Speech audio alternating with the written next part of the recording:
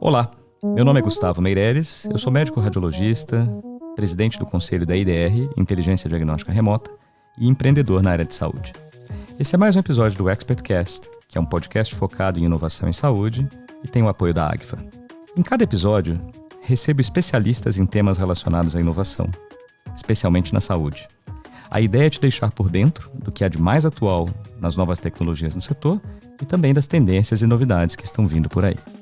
Eu tenho o prazer aqui hoje de receber novamente o Fabien Clerc, que é o cônsul de turismo da Suíça no Brasil, e Osama Usmani, fundador da Salubrum, startup dedicada ao turismo da saúde. Para continuar a conversa com os dois, vou passar agora para o inglês e depois retomo para o português no final do nosso episódio. So in the first part of our episode, we have embarked on a journey into the world of medical tourism. I had the privilege of hosting Fabien, the consul of tourism for Switzerland in Brazil, to delve into what sets Switzerland apart as an exceptional choice for medical tourism. Fabien shed some light on the distinctive aspects that make Switzerland an attractive destination, enticing global visitors with its renowned medical specialties and services, and creating a niche for those seeking exceptional healthcare experiences. Shifting our focus to the innovative side of medical tourism, we also welcomed Osama, the founder of Salubrum. He unraveled the details of this game-changing platform, explaining how TravelWise Passport is revolutionizing the healthcare landscape within medical tourism. So for the second part of our episode, I have the pleasure of welcoming the two again. Fabien and Osama, thanks for being here. I look forward to continuing our conversation. So I'm going to start with you now, Osama, and I would like to know a little bit more about a subject that is, in the media in Brazil for the last years, and this is related to the importance of price transparency at the healthcare sector. So I would like to know your thoughts. Yeah, definitely a lot to unpack there. I'm also a rather young person, so I definitely want to defer to Fabien and yourself on this for a more historical context. But when I started working in medical tourism, I think it was very obvious to me, and from a U.S. perspective, I'll speak from that first, that one of the primary drivers, in a way, for medical tourism, again, crossing international borders, but sometimes also state borders, rarely though, was the fact that the U.S. is so non-transparent with their pricing, with everything being wrapped up in networks, in out-of-pocket expenses, and those surprises that might come with them, being as crazy as they are, have been a huge pain point for the American population, but has also been a main driver for the growth of medical tourism. That being said, I don't think medical tourism as an industry has also capitalized on this in the best way. I do think that, having complete price transparency can be very difficult, as, quotes and things must change depending on the patient and their prior, experiences and so on and so forth. That makes a lot of sense. But one big change that is occurring right now in the U.S. that's trending is price transparency is being fought for, especially coming from the public policy sphere. So we're seeing, towns and cities come together to mandate price transparencies for health systems in and around the same area. And that is causing, I think it was in Texas or in Cleveland that this came out, but it's causing a lot of shock for just the patients, but also politicians and taxpayers in general, where they're seeing firsthand that, hey, an MRI on this side of the state compared to on this side of the state might be 4,000 compared to 400. Obviously not always so drastic, but it's happening. However, because the price transparency is slowly making its way in to the American system, I do think the medical tourism industry, therefore, is kind of on the back end, where unless there is a significant push to solve something, to drive patients towards medical tourism beyond simply, maybe saving money and having a little bit of that price transparency, something needs to happen, because the American domestic healthcare system is changing. Obviously, Salubrum works in the medical tourism space, so I'm very optimistic and bullish on the fact that we can do some good here. But in general, I think if you're asking me the biggest trends in the space, it's definitely that the fact that the U.S. healthcare system is changing. There's new players coming in, laws are changing, and because of that, we're going to see a lot of domino effects around the world. That's great, and I'll go back to that question later on. Also, the Brazilian healthcare system is changing, and I think that all over the world there have been many changes, and there will be more changes to the healthcare industry. Specifically, going to something that we call generation of value, so the value-based healthcare, which is going to be a subject of a future podcast here. So let me move now to Fabien, and well, we always remember Switzerland as being a country with high efficiency, stability, excellent quality, and also very technological. So in the world of medical tourism, technology has an important role. And then I'd like to know your comments about the influence of, Swiss-made machines, innovations that can contribute to the country's preeminence in providing cutting-edge medical services for international patients. So you can also comment on Swiss startups, if you wish, and everything related to technology and innovation in the healthcare arena. I think Switzerland is less known for this, but it's also a very strong center of innovation, not only in medical fields, but in many different fields. Switzerland wins or is always ranked number one on the global competitiveness report from the World Economic Forum every year. Once again, this week it has been number one just before after Singapore. So we have very good centers of innovation research in Switzerland, including Lausanne, the EPFL, which you might know, like the Rolex Center is amazing, a pool of innovation, very bright minds coming up with brilliant companies and brilliant ideas. But also Zurich and other parts of Switzerland have very interesting centers of innovation. I think Switzerland, if you come down to medical now, I can say that Switzerland is renowned actually for its innovative medical technology. This is a fact. The country's hospitals are equipped with state-of-the-art infrastructure. They offer cutting-edge treatments using medical and chemical technology, but also robotics, and that's important. This high-tech approach is a major draw, I think, for international patients, I believe. Switzerland ranks second globally in terms of the number of available MRI machines, and that's not really well known, just behind Japan, actually.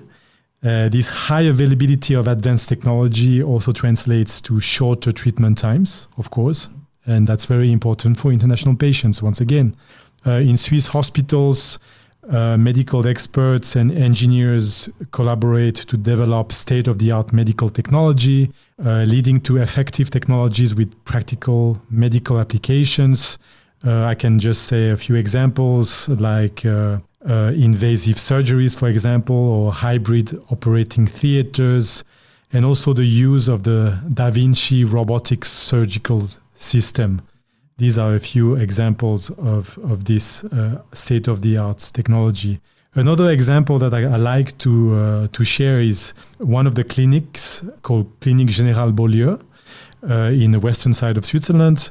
They have been performing prostatectomies via robotic assisted surgery for the last 15 years, for example, and that's a quite well-known clinic for this kind of surgery. And finally, I wanted to say that any new technologies also offer benefits in aftercare with telemedicine that allows medical data to be shared globally, and that's important because that means that patients who have traveled to Switzerland for their treatment, now they can receive digital aftercare in their home country. And I think this is also a very powerful argument for being treated in Switzerland because it's not only treatment itself, but it's also what comes after. And I can also share some examples about addiction actually in that regard, because some of the clinics that offer mental health treatments, they also offer the follow-up. service, like the Kusnat practice in Zurich area. You spend 1, 2, or 3 weeks or more in the facility, but after, when you come home, wherever you're from, they will also provide you with a doctor or with a person that will accompany you back in your country. Which is actually led by a Brazilian, if I'm not exactly. wrong. He's a Brazilian he founder. Was here. Yes, who's been in Switzerland for many years. Yeah. And his idea was that, the most dangerous time of falling back into your addiction is at home. Of course, that's where you have your habits. So he had the idea to provide the person that followed you in Switzerland will go with you back home, and they will make sure you're not coming back to your old habits, and they will make sure that you're getting the same rhythm as in Switzerland in a healthy environment, but also back home. And I think this is also key in the success of any treatments. And I might go a little off topic now, but I couldn't go without saying that Switzerland has the biggest particle accelerator in the world. CERN in Geneva is, astounding. It's not dedicated to healthcare, but it also touches many different aspects of healthcare. And I was recently watching Gilberto Gil, who is a very popular singer here in Brazil. So he was traveling all over the world. And then when he was in Switzerland, he wanted to go, and he actually went to visit CERN. And he mentioned in the documentary that CERN was the most, impressive thing that he had seen in his trip. So again, in Switzerland, very technological. And so if you want to comment a little bit on that before going to Osama, please feel free to do it. Yeah, sure. I think I agree with you. I think this is one more example of why Switzerland is a center of innovation. CERN is in Geneva area. Actually, half of the CERN facilities are also in the French territory, but the offices are all in the Swiss side. And I think you have the best engineers and researchers of the world coming to Geneva to find out about the origin of the universe. I think this is what they're trying to do every day. They have the collider that tries to recreate, I think, the origin of the universe every day. And it's amazing indeed, because you can visit CERN. It's open to the public. Not everything, but a big part of it is open to the public.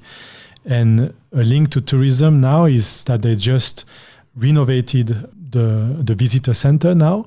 And actually just 2 weeks ago, they re-inaugurated actually the new center. And now it's become a super interesting place to visit as a tourist, because not only you learn about everything they do in that field of work, but also you have a super fun activity with your family, and in a very understandable way, because obviously it's very technological and very advanced, not for anyone to understand, but they make it so easy for you to understand that even the kids will get out of it with a very good knowledge of how the universe works. I was watching the documentary, and this is definitely my wish list now. So next time I go to Switzerland, I will try to visit CERN. So Gilberto Gil, he actually has a song where he mentions the antimatter. And when he was at CERN, he could see they have a machine for producing antimatter. So this is quite difficult to be perceived. So we have to go there and visit and see a machine not producing matter, but antimatter. So very interesting for the listener here. If you go to Switzerland, you should put the CERN also in your wish list. Yeah, bucket list. Yes, so indeed. Let me move now to Osama, and then I would like to hear a little bit more of you, Osama, about trends. So we are almost reaching the end of our episode, and I would like to end with your comments, and then later on with Fabien's comments on the main trends you foresee in the medical industry, and how is Salubrum positioned to adapt and lead in this evolving new world? I think the biggest thing that us at Salubrum are doing beyond building tech or anything like that is really evangelizing the U.S. patient base, but also the U.S. health system base.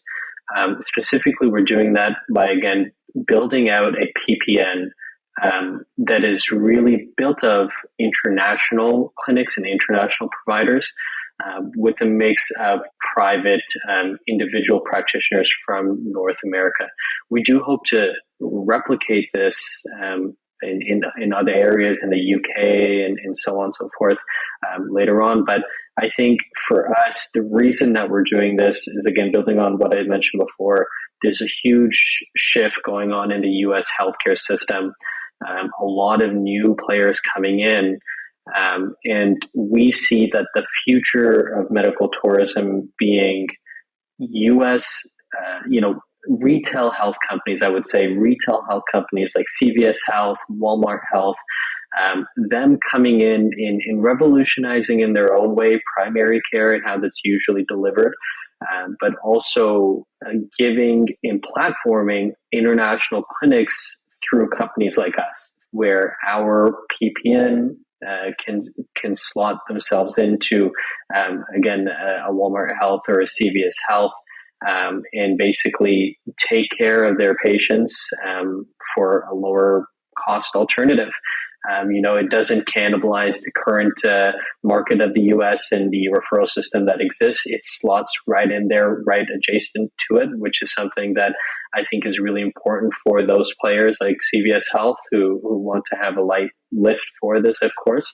But I think, coming back to it, I think the biggest thing that we're doing and what is really the future of medical tourism is it becoming mainstream, it becoming destigmatized. And on the front end, for sure, the fun stuff is marketing and a cool app, and that will come, our users need to have a good user experience, of course. But the biggest impact that I think that we're making is on the back end. Again, with this PPN, where we're making it easier for clinics like Quirón Salud out of Spain to work with a company like CVS Health here in the US. That's great. Excellent. So again, thank you for being here. Congratulations for spearheading Salubrum. So we know you're just beginning, and then there's a lot of work to be done, but there is also a lot of opportunities for Salubrum, not only in Canada, not only in North America, but for helping patients all over the world for seeking the medical best treatment and the best diagnosis. So let me move back again to Fabien, and then this is a podcast dedicated to healthcare innovation, and I would like to know your thoughts about tendencies you expect to see in healthcare innovation and also for medical tourism, and the collaboration that could be done between Switzerland and Brazil, the exchanges, and how the consulate is actively shaping those trends. If we look at the numbers, first of all, I think I didn't mention this yet, but the healthcare and medical tourism market size was estimated to be around $62 billion in 2022 in Switzerland. So it's a very important industry for the country. Also, we have some research that mentions that the compound annual growth rate for the next 7 years or 6 years will be at about 7.5%. So there's definitely a lot of potential to grow, and we try at Switzerland Tourism to be part of this growth story, of course, this success story. What's interesting, actually, when you analyze the situation of today is that you can clearly see that the medical system in Switzerland is very much under pressure for Swiss people, at least. We can see that medical treatments are becoming more and more expensive.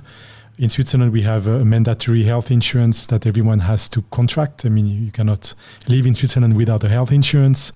And every year we see the increase of premiums every month, which puts a lot of financial pressure on many families now. It's become very expensive to have a health insurance in Switzerland, even if you're not treated. So I think when you look at this situation, you can see how important this medical tourism will become to offset a bit of this pressure in the future.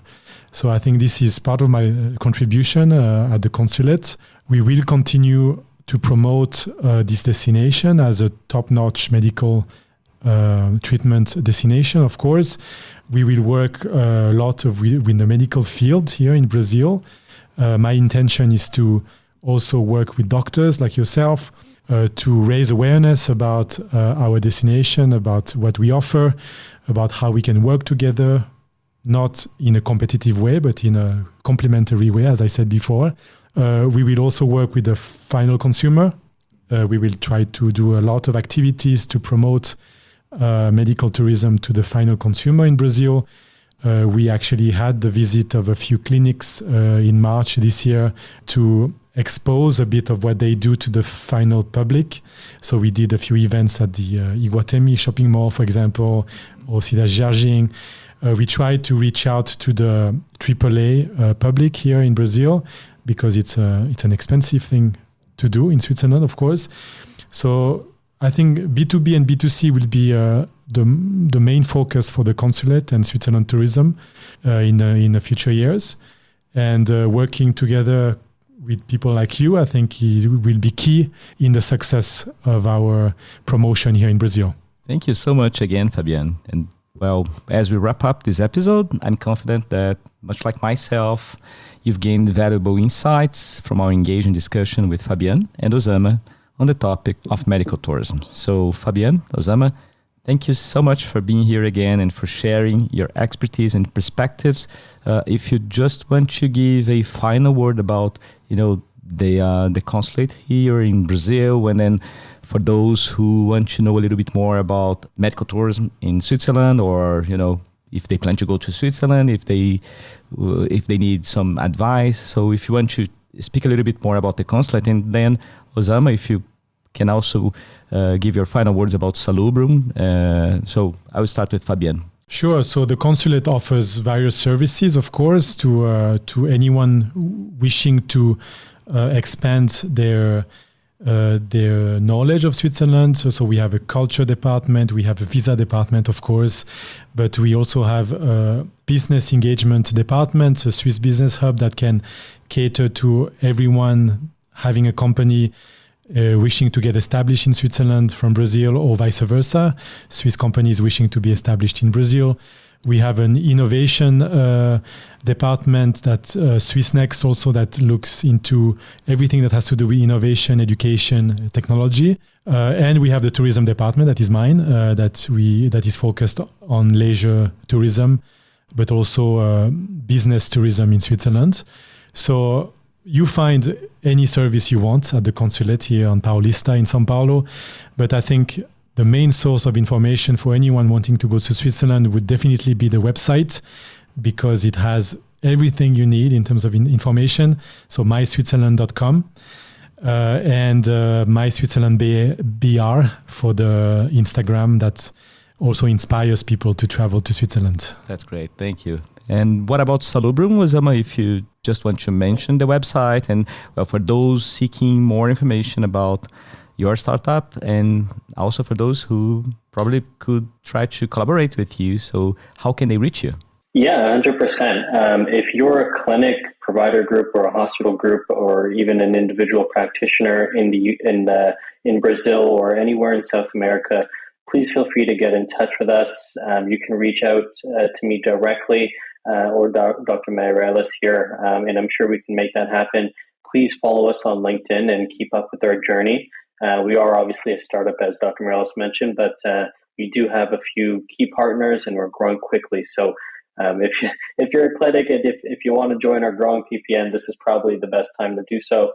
And of course, if you're just somebody in the public, somebody that's thought about medical tourism in the past, maybe just didn't feel safe enough to go ahead and do so, first of all, I'd recommend going down to Switzerland. It sounds great. But along with that, please feel free to use our free-to-use TravelWise Passport tool. And again, you can find that and more information at www.salubrum.com. And thank you so much for having me, guys. It's been a very fun time here. Thank you. Se você gostou desse episódio, dê 5 estrelas na avaliação na sua plataforma preferida de podcast. Compartilhe com seus contatos e amigos e nas mídias sociais. Assim, disseminamos informação de qualidade e ajudamos a aumentar o interesse por inovação e empreendedorismo na saúde. Obrigado pela companhia e até o próximo episódio.